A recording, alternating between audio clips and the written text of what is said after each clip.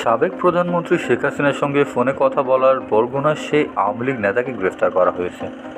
গ্রেফতার হওয়া নেতা মোহাম্মদ জাহাঙ্গীর কবির বরগুনা জেলা আওয়ামী লীগের সাধারণ সম্পাদক ও জেলা পরিষদের বর্তমান চেয়ারম্যান। বুধবার বরগুনা সদর থানার ওসি এ.কে.এম. মিজানুর রহমান গ্রেফতারের সত্যতা নিশ্চিত করেছেন। তিনি জানান, বুধবার ভোরে ঢাকা থেকে একটি পুলিশের দল এসে তাকে গ্রেফতার করে। তবে কী কারণে গ্রেফতার করা হয়েছে তা জানাতে পারেনি পুলিশের কর্মকর্তা। সোমবার ভারতে অবস্থান করা আওয়ামী লীগের সভাপতি শেখ হাসিনার সঙ্গে ফোনে কথা বলেন তিনি। সামাজিক যোগাযোগ মাধ্যমে ছড়িয়ে পড়া ওই ভিডিওতে শোনা যায়, শেখ হাসিনা জাহাঙ্গীর কবিরকে বলছে, আপনারা শৃঙ্খলা মেনে দলীয় কার্যক্রম চালাবেন, 15 আগস্ট জাতীয় শোক দিবসকে যথাযথভাবে পালন করবেন।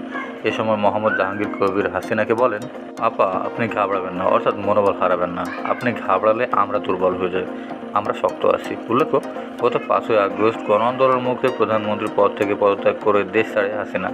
এরই মধ্যে তার টানা 15.5 বছরের শাসনের অবসান হয়। এরপর থেকে শেখ হাসিনা ভারতে অবস্থান করছেন।